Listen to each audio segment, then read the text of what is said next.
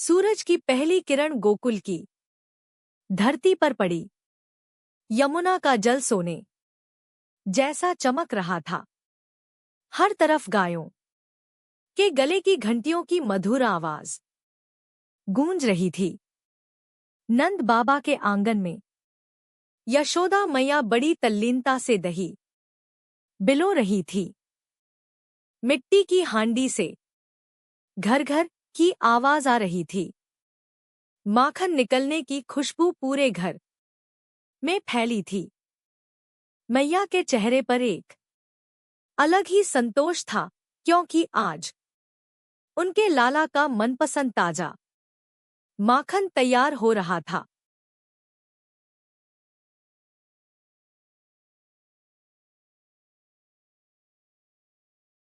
उधर गांव के बाहर एक पुराने बरगद के पेड़ के नीचे नन्हे कान्हा अपने दोस्तों के साथ बैठे थे। घुंघराले बाल, सिर पर मोरपंख, कानों में कुंडल और होठों पर शरारती मुस्कान। उनके साथ थे सुदामा, मनसुखा, मधुमंगल और श्रीदामा। सबके पेट में चूहे कूद रहे थे। मनसुखा ने पेट पकड़कर कहा, कान्हा, बहुत जोर की भूख लगी है रे। घर से बिना खाए ही आ गया। कान्हा ने अपनी बड़ी बड़ी काली आंखें नचाईं और हंसकर बोले, अरे भूख की चिंता मत करो दोस्तों, मेरी मैया ने आज सुबह सुबह माखन निकाला है और वो भी छींके पर टांग दिया है ताकि मैं न पहुंच पाऊं। ये सुनते ही सारे दोस्तों की आंखें चमक उठीं। मधुमंगल बोला, फिर तो आज माखन पार्टी पक्की, पर छींका तो बहुत ऊपर है, पहुंचेंगे कैसे? कान्हा उठे और बोले, उसके लिए ही तो हम हैं। हम सब मिलकर एक मंडली बनाएंगे। इसे कहते हैं माखन चोरी मिशन। सब बच्चे खुशी से उछल पड़े। श्रीदामा बोला, पर यशोदा काकी को पता चल गया तो? कान्हा ने आंख मारते हुए जवाब दिया, अरे मैया से डरता कौन है? वो मारेगी भी तो प्यार से ही मारेगी। चलो, देर मत करो।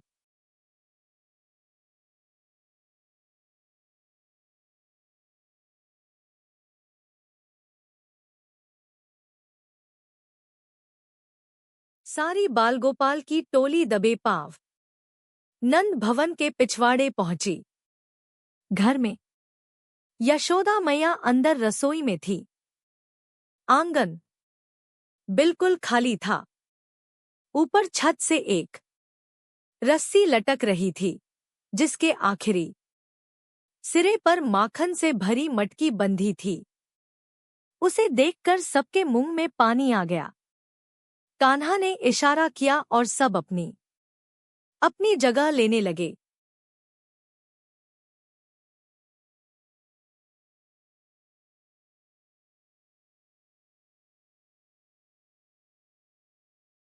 सुदामा सबसे मजबूत था। वो नीचे बैठ गया। उसके कंधे पर मधुमंगल चढ़ा, फिर मनसुखा, फिर श्रीदामा। सबसे ऊपर पहुंचे नटखट नंदलाला। सारा बोझ संभालना मुश्किल हो रहा था। सब लड़खड़ा रहे थे। नीचे से सुदामा धीरे से बोला, कान्हा, जल्दी करो भैया, अब बोझ नहीं संभलता। कान्हा ने ऊपर पहुंचकर मटकी को प्यार से देखा।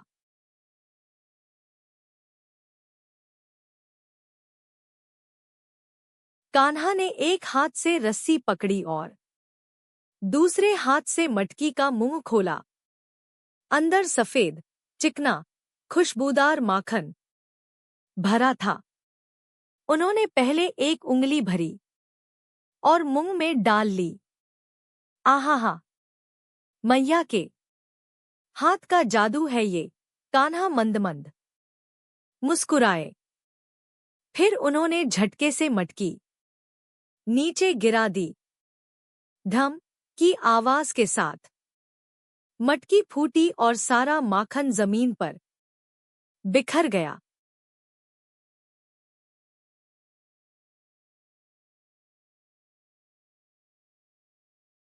माखन गिरते ही सारे बच्चे पिरामिड तोड़कर उस पर टूट पड़े। कोई हाथ से खा रहा था, कोई मुंह से। कान्हा ने दौड़कर अपने हिस्से का माखन बंदरों को भी खिलाना शुरू कर दिया। सारे बंदर भी खुशी से कूद कूद कर माखन खाने लगे। पूरे आंगन में माखन ही माखन फैल गया। सबके चेहरे, कपड़े, हाथ माखन से लथपथ हो गए।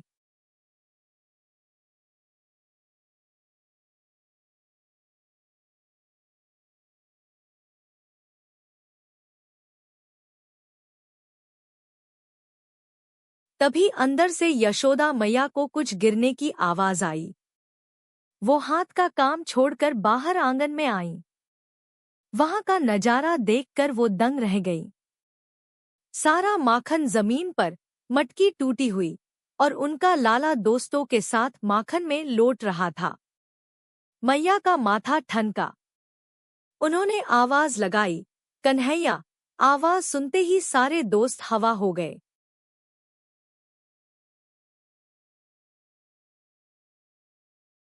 पर कान्हा कहाँ भागने वाले थे।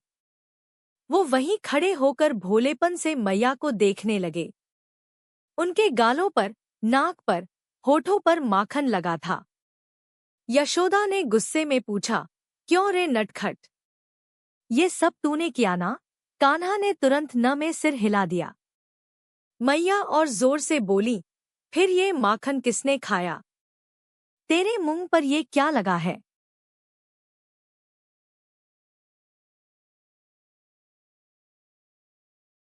कान्हा ने अपनी सबसे मासूम सूरत बनाई और बड़ी प्यारी आवाज में बोले, मैया मोरी, मैं नहीं माखन खायो। ये सब तो सखा मंडली ने किया है। मैंने तो बस देखो माखन को गिरने से बचाने की कोशिश की, उसी में मेरे मुंह पर लग गयो। कहते कहते कान्हा की आंखों में आंसू आ गए। यशोदा मैया का गुस्सा थोड़ा कम हुआ, पर वो हंसी भी रोक नहीं पाई।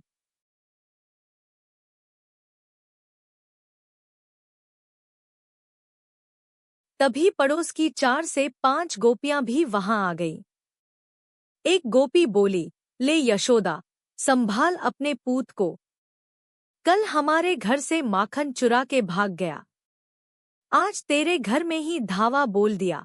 दूसरी बोली, और पूछो तो कैसे भोला बन जाता है। कहता है मैया मोरी मैं नहीं माखन खायो। सब गोपियां हंसने लगी। यशोदा ने सोचा अब इसे सबक सिखाना ही पड़ेगा।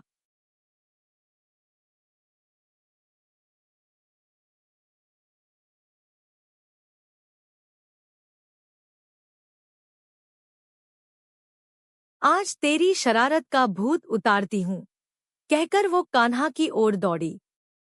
कान्हा, मैया मैया चिल्लाते हुए आगे आगे भागने लगे। आंगन में पकड़म पकड़ाई शुरू हो गई।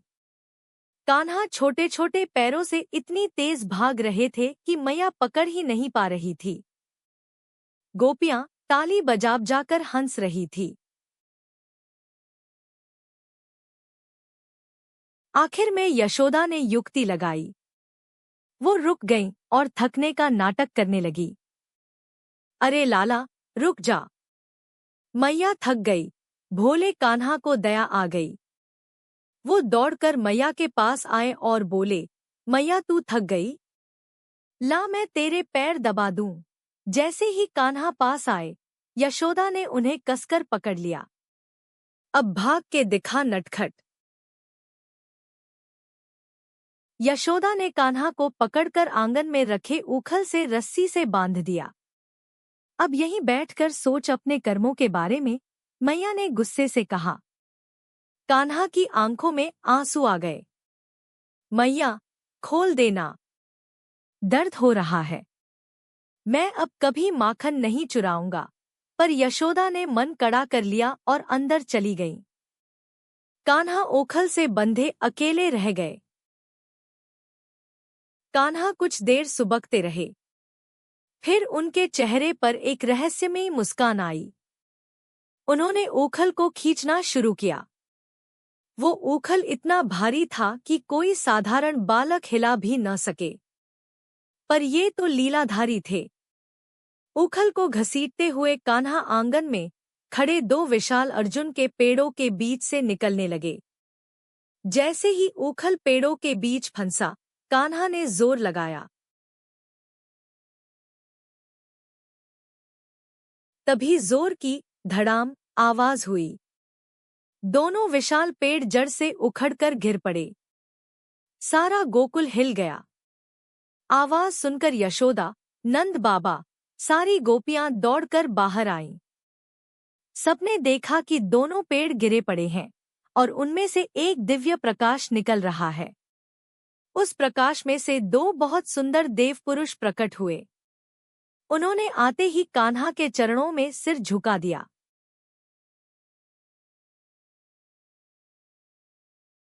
तभी आकाश से वीणा की मधुर ध्वनि गूंजी। नारद मुनि प्रकट हुए। उन्होंने हाथ जोड़कर कहा, धन्य हो यशोदा, धन्य हो नंद बाबा। आप नहीं जानते आप किसे अपना बेटा मानते हो। यशोदा डर गईं। मुनिवर, ये सब क्या है? मेरे लाला ने क्या कर दिया? नारद जी मुस्कुराए और बोले, ये दोनों कुबेर के पुत्र नलकूबर और मणिग्रीव हैं।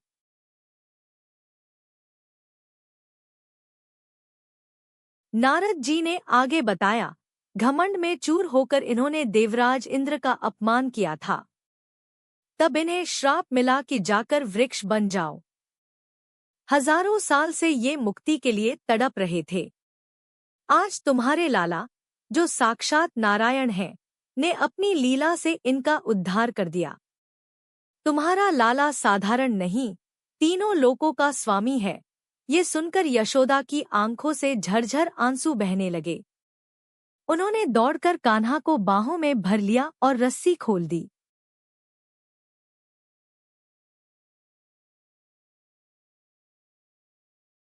यशोदा रोते हुए बोली, कान्हा, मुझे क्षमा कर दे लाला।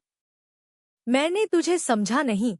कान्हा ने मैया के आंसू पोंछे और बोले, मैया, तू क्यों रोती है? मैं तो हमेशा तेरा लाला ही रहूंगा। मुझे माखन से प्यार नहीं है ऐ मैया, मुझे तो तेरे हाथों के प्रेम से बने माखन से प्यार है। भगवान को भोग नहीं, भाव चाहिए। जो अपना सारा छलकपट छोड़कर मेरे पास आता है, मैं खुद उसके घर माखन खाने चला जाता हूँ। सारा गोकुल नंद के आनंद भयो, जय कन्हैया लाल की के जयकारों से गूंज उठा। सीख भगवान भूख के नहीं, प्रेम के भूखे होते हैं। बोलो राधे राधे।